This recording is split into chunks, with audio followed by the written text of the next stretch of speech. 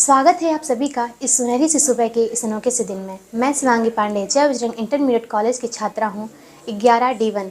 मैं आप सभी के मध्य एक भाषण प्रस्तुत करना चाहूँगी जिसका विषय है टूटते परिवार एवं बिखरते रिश्ते। मैं अपने इस भाषण का शुरुआत एक हेडलाइन द्वारा करना चाहूँगी कि मैंने कभी गोरे तो कभी काले इंसान को देखा है, कई अपने तो कई मेहमान को देखा है। दौलत होते हुए भी नाकाम को देखा है कि दौलत होते हुए भी कई नाकाम को देखा है। मैंने माँ बाप के रूप में अपने भगवान को देखा है। पहले तो मैं ये बात करना चाहूँगी कि परिवार टूटते कैसे हैं और उसे जोड़ा कैसे जाता है और इसका रीज़न होता क्या है। तो टूटते कैसे हैं, पहले तो बच्चे बड़े होते माँ बाप बच्चे को बड़े करते हैं ये उम्मीद लेकर कि वो आगे चल के हमारे सहारे की लाठी बनेगी, हमारा सहारा बनेगा।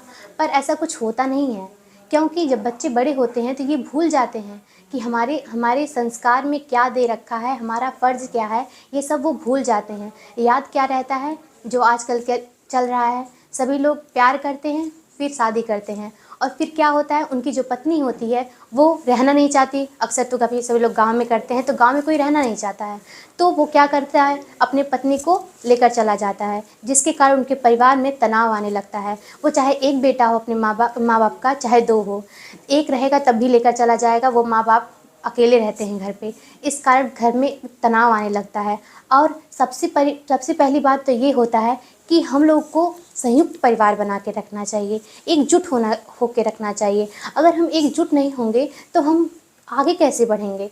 और एकजुट कहते हैं ना कि अगर हम किसी भी एक लकड़ी को जब तक एक साथ बांध के रखेंगे, चाहे जितने लोग आके उसे तोड़ने की कोशिश करें उसे कभी तोड़ नहीं सकते। लेकिन जब उसी को हम अलग अलग करके रखेंगे तो कोई भी आकर उसे तोड़ सकता है। इसीलिए दोस्तों हम आपको यही बताना चाहेंगे कि आप जो करते हैं वो सोच समझ के करिए। कोई कदम आपके जीवन को ग्रस्त कर सकता है। और आप अपनी पत्नी को सुनिए, लेकिन आपके पास खुद का एक नॉलेज होना चाहिए कि अपने जो माँ बाप मुझे छोटे से जब मैं छोटी सी थी और उंगली पकड़ के चलना सिखाया है, अगर हम उन्हीं माँ बाप को दुखी करते हैं तो जीवन में हम कभी खुश नहीं रह सकते। हम कहते हैं ना, अगर हम दूसरे को दुख देते हैं तो भगवान ऊपर देखता है, हमें भी किसी ना किसी दिन दुख देता ही देता है। इसलिए हम यही कहेंगे कि आप कभी किसी का दिल ना दुखाएं। जो माँ बाप का दिल दुखाता है वो कभी खुश नहीं रहता है। हाँ, ये बात है कि माँ बाप अपने मन से अपने बच्चों को कभी बद्दुआ नहीं देते, लेकिन जो उन्हें पीड़ा होती है शायद उनके मन से बद्दुआ निकल जाती है। इसलिए हम यही कहना चाहेंगे। और सबसे बड़ा प्रॉब्लम तो ये बैकग्राउंड होता है।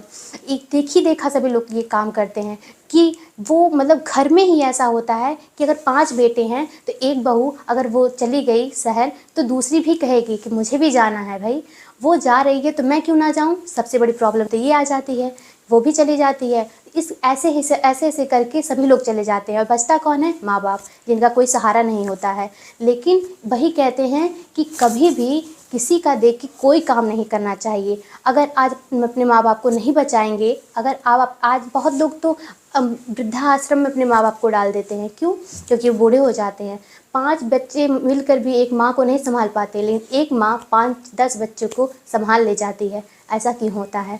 सबसे पहले तो इसको बदलना चाहिए और इसके बारे में कुछ सोचना चाहिए।